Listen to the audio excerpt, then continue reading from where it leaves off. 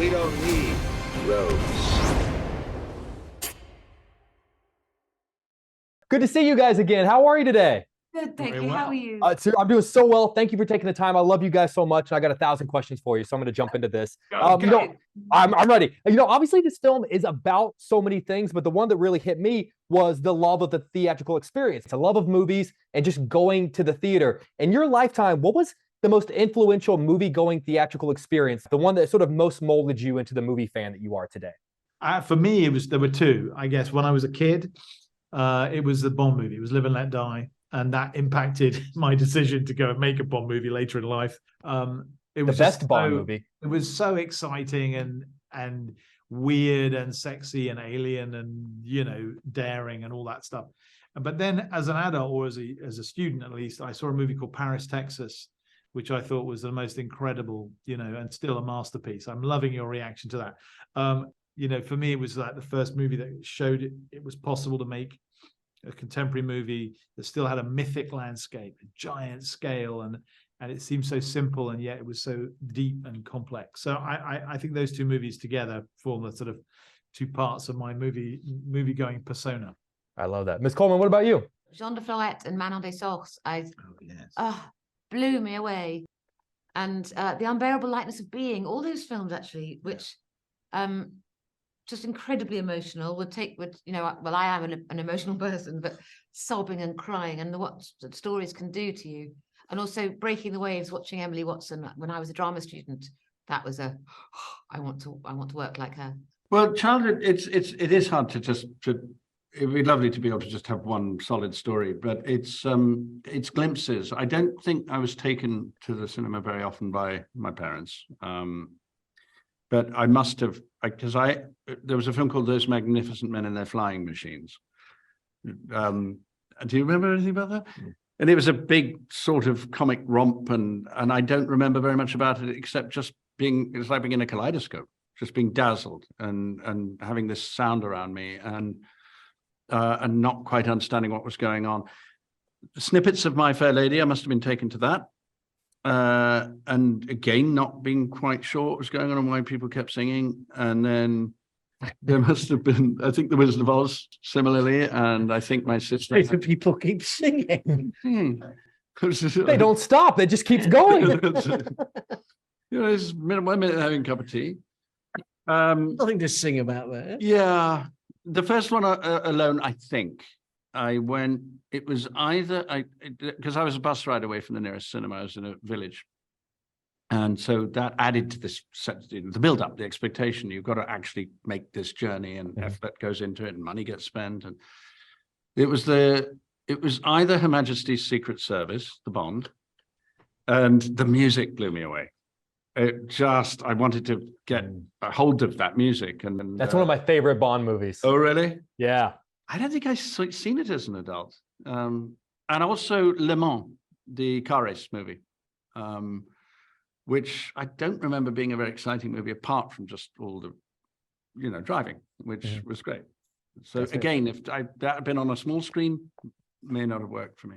It's going to be childhood. I mean, because your first experience of I think that for me, cinemas, because of the age restrictions on films, they've always had a kind of, and what one knows about the atmosphere, slightly fetid atmosphere in a lot of cinemas, particularly at that time. There wasn't air conditioning or anything like that. And the promise of films you weren't supposed to be seeing happening in the same building as films you were allowed to see. There was always this promise of something forbidden. And often you might see it in a trailer or suggested in a trailer. And there's something about that I still yearn for. I yearn for the kind of forbidden experience of a cinema, or that I'm going to be surprised by a film that takes a turn into that world again. Such a difficult question because, it's hard to remember what the initial ones were. But I'd say a film that I'd watched, I actually went to watch Godfather this year. but just before we started in the cinema, because it was the 50th anniversary. Yes, I did the same thing. It was my first time seeing it on the big screen. Exactly. So Yes. for me, that was, obviously I'd watched loads of films, but for me, getting to actually understand that, I've watched this film like a few times, just, on VOD in my living room or on my iPad and stuff like that, but actually seeing it on the big screen and, basically being immersed into this world, it was just a different kind of feeling and energy, which I just loved, and I'm glad I got to experience it. Dude, I wish you were here in Chicago. They just did a thing where the Chicago Symphony Orchestra played the music live while you watched the film. And it was, it was beautiful. I wish you had been here, man. I would have, we could have gone. We could have gone. Oh my God. It was great. Next time. Part two. There's two more. One more we should see. Tanya, what about you? I think, when I was a kid, I went to a convent school, and around the time when Annie came out, the first time round, you probably weren't born yet, I'm guessing, babes. But that was like, it was a big deal back then. I remember like all the girls singing the songs all the time, just like over and over, and like you learning it just because you just heard it every day. And then also like not in the cinema, but on telly every year, once a year, probably around Christmas, I can't remember when, they'd also play Sound of Music. And because I was at a convent school, it was almost like requisite watching. Like all the nuns were like, you have to watch it, even though I was thinking, well, it's odd because I had like kissing and stuff and like like a romance, which was really like, we didn't talk about that stuff at convent school. But it was like, so again, that was a movie where I kind of knew back to front because we were seeing it again and again and again. Those must have been the best hallways in the world, like just everyone collectively singing Edelweiss. Oh my God, that had to be amazing. Or the most irritating. Well, most irritating hallways are ones that I'm in.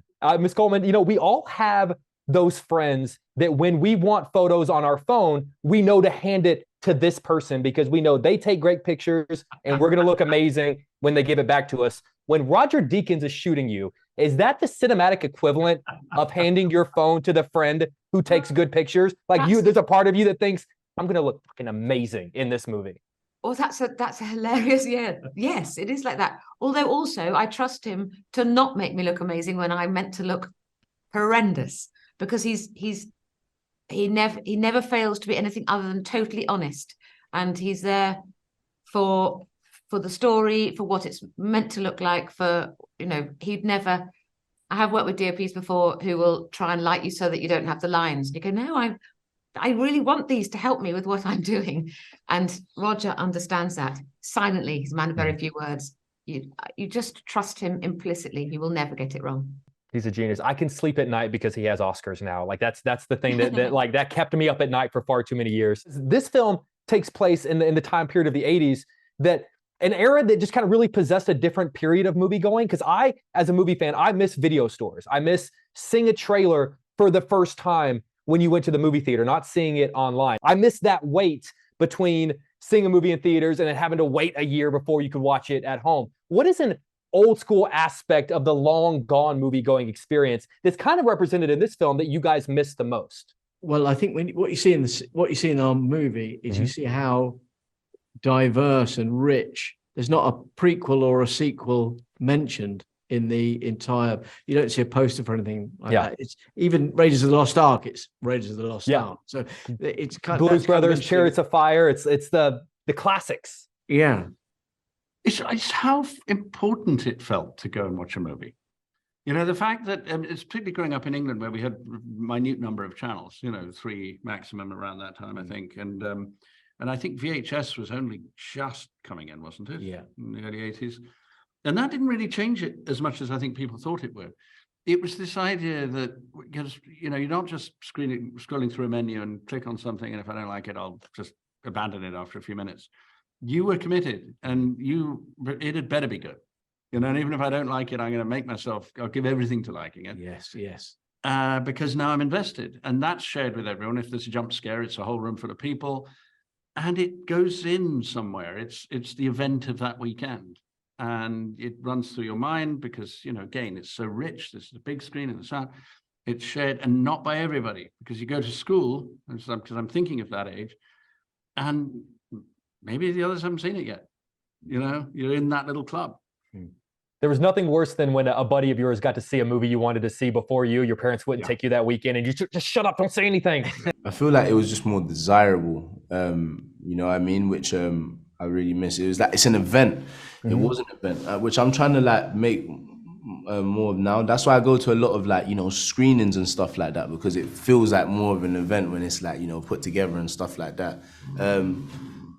And I feel like that's probably one of the things that I miss the most. Like when I used to go cinema a lot was when, you know, I used to be in school with my friends and we'd go after like non-school uniform day. It used to be a thing. So we used to go all together, which I used to love, you know? So yeah, I feel like that's what's changed a lot, really. Do you know what? I kind of feel like I'm the one dissenting voice because I don't know if I really do miss it, to be honest. Like a hand on heart, there's something about the pandemic and now sort of having these experiences in my home and sort of cocooning in and having more choice.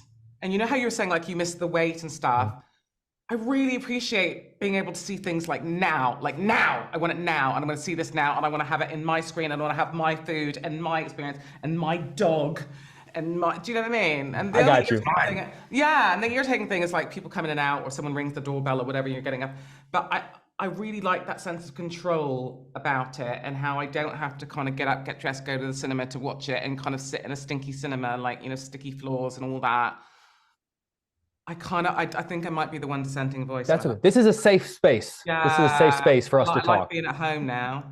That's okay. Well, Michael and I will go see films with the orchestra playing, and then we'll record it on our phone and then bring it to you, guys.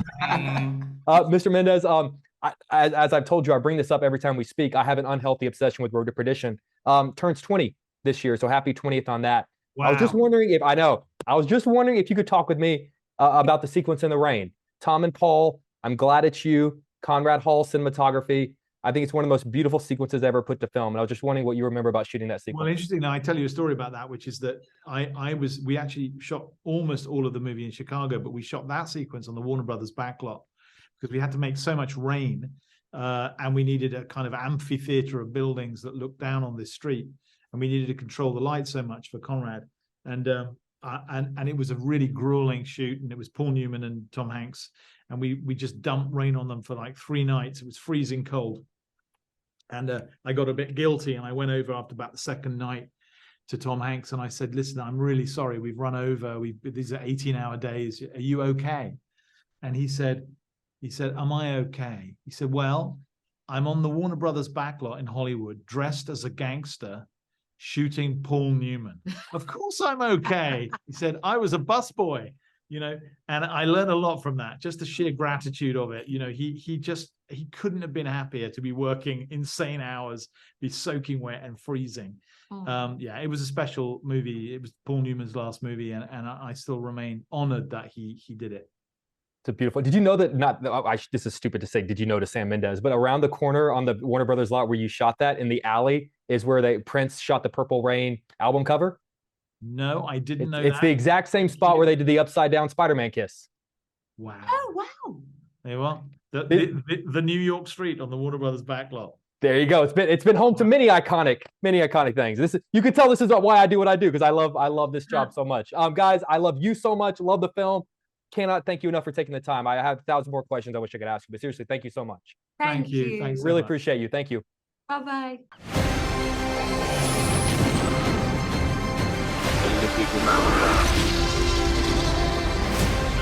Where we're going, we don't need roads.